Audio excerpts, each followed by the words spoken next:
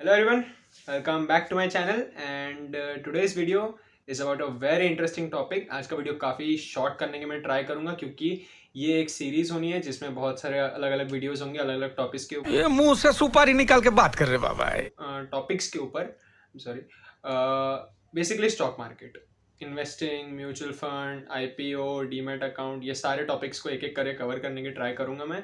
और पता नहीं कितने वीडियोस बनेंगे but I try to keep the videos as short as possible ताकि एक टाइम पे एक चीज़ ग्रास्प कर सको आप लोग। So starting from stock market. Stock होता क्या है? पहले तो तीन नाम, एक्चुअली चार बोलने चाहिए पर चौथा आई डोंट नो वैलिड है कि नहीं, बट तीन नाम तो बेसिकली समझ लो। Share, stock, equity, these three mean the same thing. And what do they mean? इन तीनों का मतलब क्या है कि कोई भी कंपनी अभी बाहर मार्केट में है, इन जनरल अगर वो उसकी फिजिकल एग्जिस्टेंस है, वो कोई प्रोडक्ट बनाती, कोई भी कंपनी है प्रोडक्ट बनाती, टेंजिबल नॉन टेंजिबल कुछ भी हो, कोई भी कंपनी है, वो अपनी कंपनी की कुछ परसेंटेज या कुछ फ्रैक्शन या कुछ एकदम छोटा सा हिस्से की ओनरशिप किसी को दे रही है as a form of stock. उसे स्टॉक कहते हैं। जब हम स्टॉक मार्केट में बोलते हैं ना हमने इसके शेयर खरीदे उसके शेयर खरीदे, हमने उस कंपनी की एक छोटी सी फ्रैक्शन ऑफ ओनरशिप खरीदी पर शेयर के हिसाब से। अब हर किसी का पर शेयर के हिसाब से अलग अलग हिसाब होता है, किसका पर शेयर कुछ ज़्यादा बड़ा स्टेक गिनाता होगा, किसका पर शेयर कम स्टेक होगा। वो कैसे होता है वो हर कंपनी पे अलग है। सो स्टॉक का बेसिक मतलब यही है कि आप कंपनी के बहुत छोटे से हिस्से को खरीद चुके हो, काइंड ऑफ आप कंपनी के ओनर हो। इसीलिए हम शेयर होल्डर बोलते हैं। It is known as share holder for a reason. So stock, shares and equity ये सब इस तरीके से काम करते हैं। और अब कोई कंपनी स्टॉक मार्केट में आती कैसी है? लेट सपोज कि बहुत सारी कंपनी पहले से है, कल को मैं एक मेरी कंपनी खोलता हूँ, एजुकेशन की कोई कंपनी खोल लेता हूँ, लेट से बायजूस की बात कर लेते हैं। मरना तेरे को डर नहीं लगता? कोई ब्रांड नाम लेना आई डोंट थिंक सही है। मेरी कल को कोई कंपनी खोलता हूँ, मेरा सेंस ऑफ स्पीच चैनल है, वो मैं स्टॉक मार्केट में एज ए कंपनी वेंचर के हिसाब से उतारना चाहता हूँ। तो पहले मुझे कहाँ जाना पड़ेगा? सो सारे स्टॉक्स का जो लेना देना होता है, स्टॉक्स बेसिकली एक दुकान पे बिकता है ऐसा समझ लो, और उस दुकान का नाम है स्टॉक एक्सचेंज। हर स्टॉक अलग अलग दुकान पे मिलेगा। अब ये दुकानें ऑनलाइन होती है एंड ऑफ कोर्स एक बिल्डिंग भी होती है, लेकिन वहां जाके तुम बोल नहीं सकते, वो खाली एक पेपर पकड़ेंगे मैक्स टू मैक्स और यूजुअली ब्रोकर लगता है।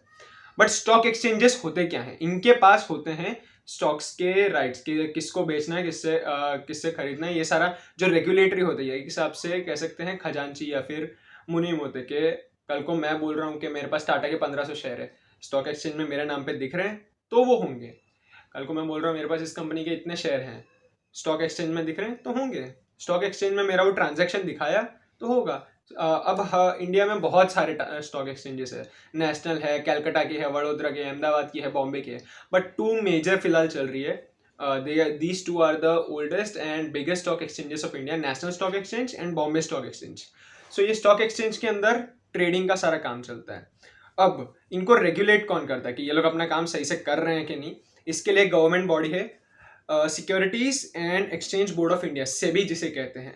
सारे स्टॉक एक्सचेंजेस का रेगुलेशन चेक करते रहना सेबी का काम है। ये this government bodies check through के सारे एक्सचेंजेस सही हो रहे कि नहीं, कोई ट्रेडिंग में गलत है कि नहीं। तो इलीगल बिजनेस नहीं है ये कोई भी। तो कोई कुछ लोग मिथ बना के बैठे कि स्टॉक में काफी रिस्क, हाँ ऑफ कोर्स रिस्क तो है, ये क्या बात करता है यार? लेकिन इलीगल कुछ नहीं है सो फार। स्कैम काफी सारे।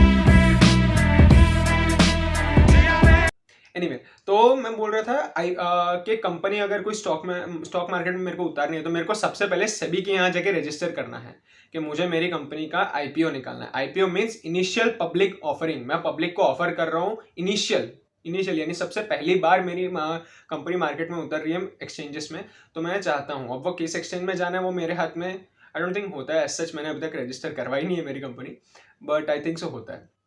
सो आईपीओ का मतलब वो होता है जब कोई कंपनी पहली बार कोई स्टॉक एक्सचेंज में उतर रही है एंड उसका फर्स्ट ऐसा उद्घाटन समझ लो स्टॉक एक्सचेंज, उसे आईपीओ कहते हैं, initial public offering. And now stocks खरीद के जाते कहाँ हैं? Meanwhile, Hello, how are you? I am under the water. Please help me. Here too much raining. Let suppose कि मैंने अभी 100 रुपए के कोई स्टॉक को खरीदा, तो मेरे सीडीएसएल में जाएगी और एनएसडीएल, ये सब थोड़े डिफिकल्ट टर्म, पहले डीमैट अकाउंट समझते हैं। अब स्टॉक मार्केट में मुझे उतरना है, मुझे स्टॉक्स खरीदने हैं बहुत सारे, तो उसके लिए सबसे पहले मुझे डीमैट अकाउंट बनाना पड़ेगा। डीमैट अकाउंट कैसे बनता है? बेसिक आपका कोई भी सेविंग्स बैंक अकाउंट है, आपके बैंक ब्रांच पे जाओ, बोलो मुझे इस बैंक अकाउंट के करस्पॉन्डेंस में एक डीमैट अकाउंट खोलना है। यूजुअली बैंक वाले हेल्प कर देते हैं, और अगर नहीं भी है तो आजकल तो बहुत सारे अच्छे अच्छे ऐप आ गए हैं जिनमें आप सिर्फ अपना पैन कार्ड नंबर और बैंक डिटेल्स डालो, उसके पैरेलल में आपको डीमैट अकाउंट बन जाता है। जैसे ग्रो है, फिर जीरोदा है, काइट है, बहुत सारे अच्छे अच्छे ऐप है and these are quite reputed apps. तो यहाँ पे अभी सोफार कोई बड़ा स्कैम हुआ नहीं है, तो I trust them, yours trust is upon you.